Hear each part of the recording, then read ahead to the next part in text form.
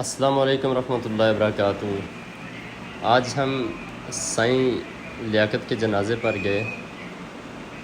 ابھی تقریباً 30 سے 40 منٹ رہتے تھے تو ہم چھتر چوک سے ہم نے کراس کیا۔ تاہم اس وقت بھی آپ اگر دیکھیں تو چھتر چوک میں بے شمار گاڑیاں جو کہ سائیڈ ایریا میں رک چکی ہوئی ہیں، یہ بینکوں کے آگے کوئی دل رکھنے کی جگہ نہیں تھی، اتنی گاڑیاں کھڑی تھیں۔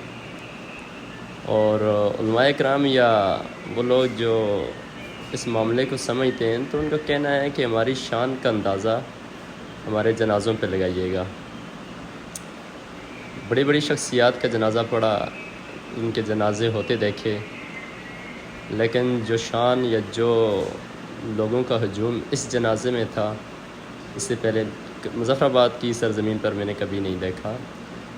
یہ لوگوں کی تعداد میرے خیال سے اگر کم از کم بھی ہے تو 30,000 سے بھی زیادہ ہے۔ یہ گراؤنڈ ابھی 40 منٹ رہتے ہیں تو آدھا گراؤنڈ بھر چکا ہے، لیکن سائیڈ ایریا پر بے شمار لوگ کھڑے ہیں، یہ دیکھ سکتے ہیں آپ۔ میں نے تھوڑا ویڈیو سپیڈ میں رکھا ہوا ہے۔ اب ہم نے کوشش کر کے آگے والی صفوں میں اب بنا لی، اور اب اس وقت تقریباً جنازے کا قریب ٹائم آ چکا ہے۔ یہ جگہ بھر کے گراؤنڈ سارا بھر کے، گراؤنڈ کے پیچھے جو سڑکیں ہیں وہ بھی بھر کے، پیچھے ایک گراؤنڈ ہے جو مونومنٹ کے نیچے سردار ابراہیم کا جو مقبرہ ہے اس کے سامنے، وہ ایریا بھی سارا بھر چکا تھا جنازے میں۔ یہ رب تعالیٰ کی شان ہے کہ اللہ تعالیٰ نے لیاقت سائیں کو کس قدر ایک ولی بنایا ہوا تھا، جو حقیقت میں ہم کہتے ہیں اس کو مجذوب ہے۔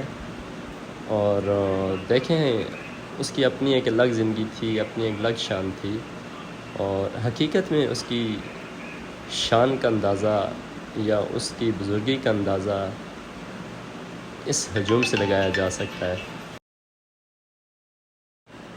بعد از نماز جنازہ ہم لوگ جب باہر نکل رہے تھے تو کم از کم گراؤنڈ کے 2-3 دروازے کھلے تھے، لیکن بمشکل 40 منٹ کے خواہش ہوتی ہے اس کے جنازے پر کثیر تعداد میں لوگ ہوں۔ سائیں لیاقت کے جنازے کو لے کر ابٹاباد اور مری والے کہہ رہے تھے ہمارا DNA کے بعد یہ جنازہ مظفر آباد والوں کو ملا، تو یعنی کہ اس سائیں کو ہر ایک کہہ رہا تھا کہ یہ ہمارا جنازہ ہے۔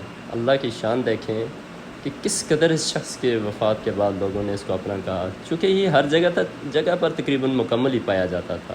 والسلام۔